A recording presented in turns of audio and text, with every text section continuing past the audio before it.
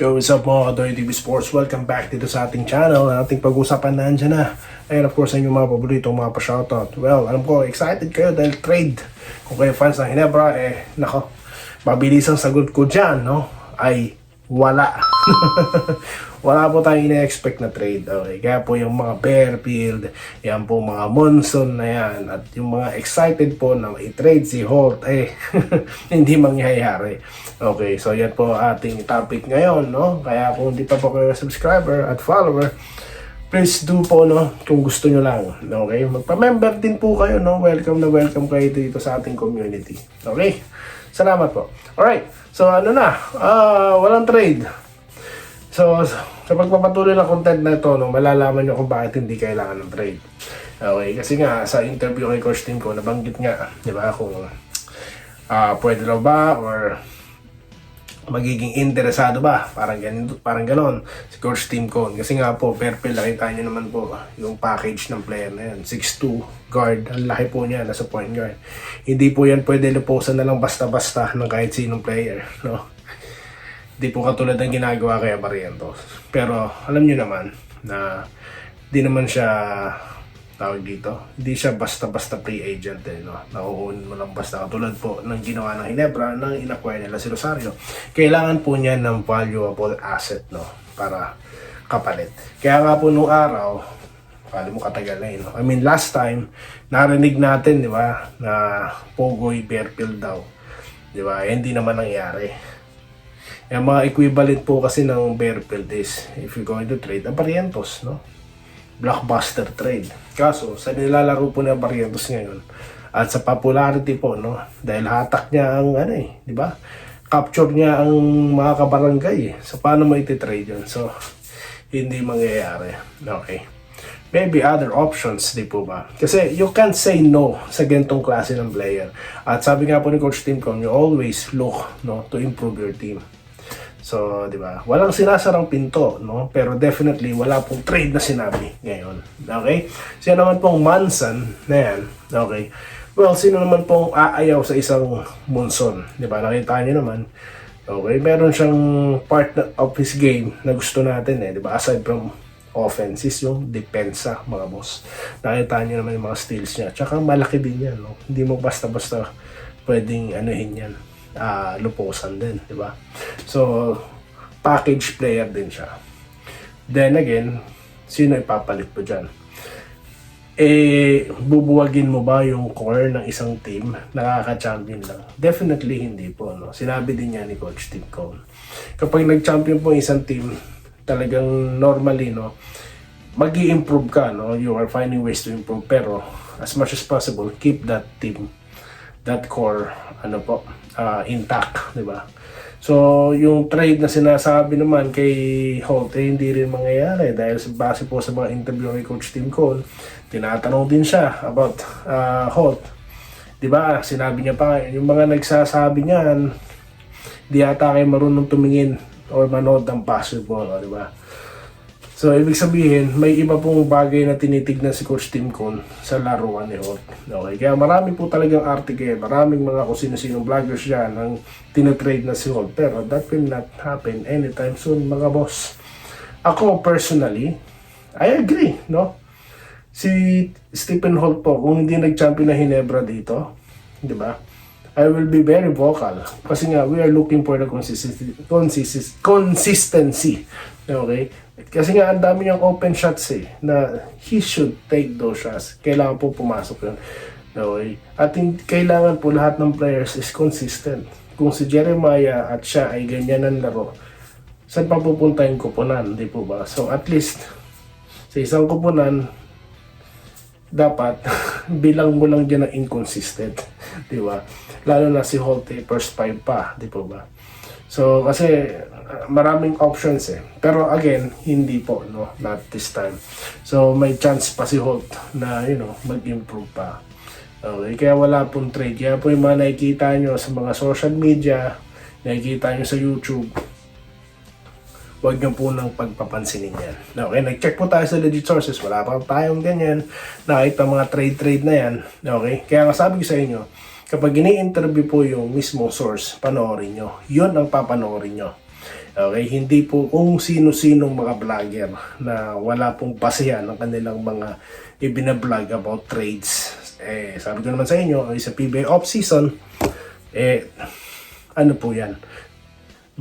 Fake news season po ngayon. Kaya beware mga kabarangay. Alright, shoutout na po tayo. Ang ating pong pagkokomentan is yung ating pong last content, okay, about bakit hindi si Troy Rosario ang naging finals MVP. Okay, ito po ang mga comments kay Lakay Colyado. Good PM po sir, maganda po paliwanag nyo, kaya siguradong maunawaan. Opo, kaso may mga comment po dito na parang di naman pinanood. Alright, mga kamit din ni Rosario ang, okay. I don't think minimit, siguro, no, as a player, target din naman yan, no? Pero si kay Rosario kasi, no, sa nakikita ko sa kanya, talagang he is finding ways to help the team talaga for the championship. Yun po ang primary goal niya, no, sa nababasa ko sa mga kinikilos niya. Pero syempre, ako, no, sarili ko, as a player, as a employee din, syempre, naghahangad din ako ng ganun, no? So, hindi may iwasan yan. Pero, I'm sure 100% he wants to contribute, no, for the team to have that championship, no? Okay? So, yun lang po yun. Willie Banday, magandang hapon, sir, no? Para sa akin, kahit sino, yun. Sabi ko nga, diba, sa content dyan, kahit na mag-tie sila, walang problema. Mag-share na lang sila ng trophy. 1 week sa kanya, 1 week naman kay Scott. Alright, Roberto Piquero, good day. Trial Idol. Mga hater ang mga yan, hindi makamove on. Well, makikita po natin kasi ng point kung ba't gusto nila si Troy Rosario over Scotty, no? Kaso yun na nga, di ba? Pinagkumpara na natin yung stats. Then tapos, malaki talaga nangyari kay Thompson yung game 3 explosion niya. Sabi ko na, di ba? Yung niya doon, triple, di ba? Performance niya, pero yung triple-double, ayan. Di ba? Sa score, assist, rebounds, di ba? So, mahirap pong anuhin yan. Tawag dito, tapatan yon. Then yung explosive niya ng last game, ang kahit inahanap kasi talaga gan is yung turning point, di ba? Yun talaga yon. Okay, good day boss to. Para sa akin walang problema kahit sino, sabi po yun naman si Lokapon. Jonathan De Castro, nag-good day. Para sa akin gila sana si Jordan Heady. Okay, well, wala naman pong tututol dyan, no? Kasi no, nang gila si Jordan, but you know, maybe other reasons din, no? Okay. Pero syempre kung sino po yung nandyan, no, nagpa-practice, doon lang kukuha si Coach Tim Cone. Tulad yan, pinalitan si Scotty. Sino yung nandun? Si Deliano. Kaya kukunin, basta available si Deliano. Hindi po available itong sila Kai, at ito naman si Milora Brown. Kinuha si Balti. Kinuha si Mike Phillips, di ba? Kasi sila yung mga nandyan, di ba? So, yun lang naman po yun. Tsaka kailangan po ng guard ng national team. Di ba kasi wala si CJ Perez. Di ba? Yes, Scotty, guard. So, Antimano, number 1 guard po talaga hanapin dyan, no? Or as replacement.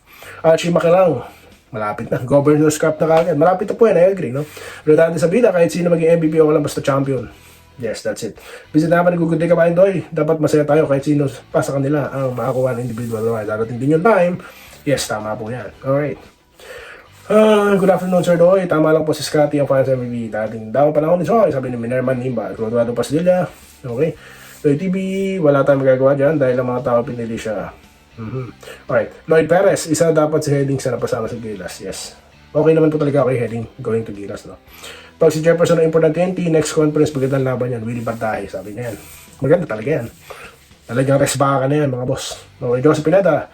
Yun nga, Idol Doy, deserve din naman ni Scotty makuha ang finals MVP kasi despite na may cramps injury siya, ginawa niya lahat. Kaya no issue dapat tungkol dyan. Yes. Gerald Castillo, di tumingin si CTC sa malakas na pensa basta't nakikita niyang ang sangkap na kailangan niya sa player na yun, si Holt, ang pinatutukuyan niya para sa team, hindi niya bibitawan. Yun din po yung napansin natin dyan. Okay? Jeffrey Manatbat, para sa akin, si Troy po kasi hindi biro ang import stopper. Okay, magandang punto rin yan. Arnaldo Campo, boss, dapat si Troy para sa MVP kasi nakikipagpipitan siya ng mukha.